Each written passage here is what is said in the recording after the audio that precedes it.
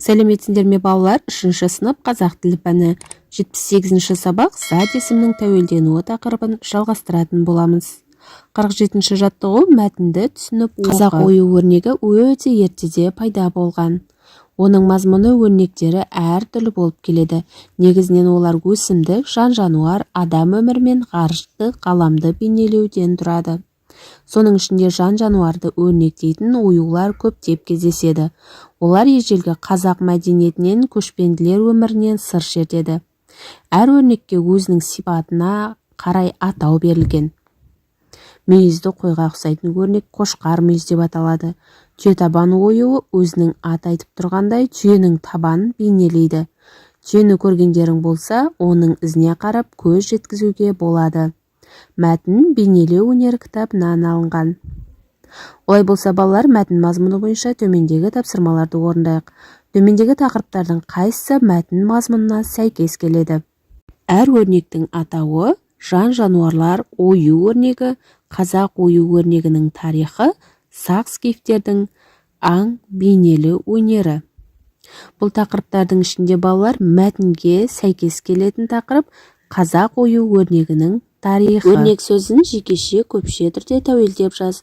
Бірінші жақ жекеше түрде менің өрнегім, екінші жақ сенің өрнегің, сыпайы түрде сіздің өрнегіңіз, үшінші жақ оның өрнегі. Көпше түрде бірінші жақ біздің өрнегіміз, екінші жақ сендердің өрнектерің, сыпайы түрде сіздердің өрнектеріңіз, үшінші жақ олардың өрнектері. Осылай дәптерге тәуелдеп жазамыз балалар. 48-ші тапсырма жоғарыдағы мәтін бөліктерінің атауын толықтыр. Қазақ ою өрнегінің түрлері, ең көп кездесетін ою түрлері, ою өрнектер сыр шертеді деп толықтырсақ болады. Осы жоспар бойынша мәтіннің мазмұнын айтып көр.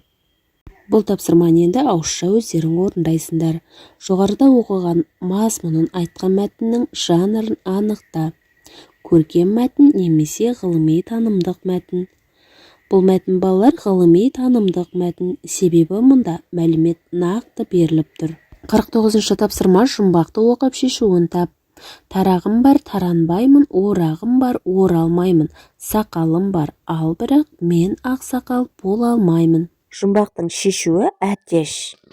Тәуелденген сөздерді тауып, оларды үш жақта жекеше және көпше түрде айт. Мұндағы тәуелденген сөздер тарағым, орағым және сақалым сөздері. Ал олай болса, осы үш сөзді тәуелдейік. Бірінші жақ жекеше түрде менің тарағым, менің орағым, менің сақалым болады. Екінші жақ сенің тарағың, сенің орағың, сенің сақалың. Сыпайы түрде сіздің тарағыңыз, сіздің орағыңыз, сіздің сақалыңыз. Үшінші жақ оның тарағы, оның орағы, оның сақалы. Көпше түрде бірінші жақ біздің тарағымыз, біздің орағымыз, біздің сақалымыз. Екінші жақ сендердің тарақтарың, сендердің орақтарың, сендердің сақалдарың. Сыпайы түрде сіздердің тарақтарыңыз, сіздердің орақтарыңыз, сіздердің сақалдарыңыз.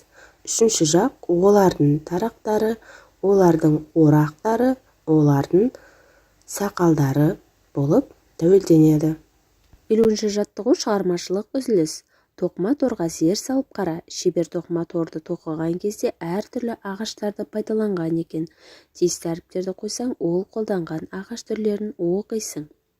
Бұнда балалар шырша, қайың және терек сөздері шығады екен. Шыққан ағаш түрлерін тәуелдеп жазиды. Менің бірінші жақ менің шыршам, екінші жақ сенің шыршаң, сыпайы түрде сіздің шыршаңыз, үшінші жақ оның шыршасы. Бірінші жақ менің қайыңым, екінші жақ сенің қайыңың, сыпайы түрде сіздің қайыңыңыз, үшінші жақ оның қайығы.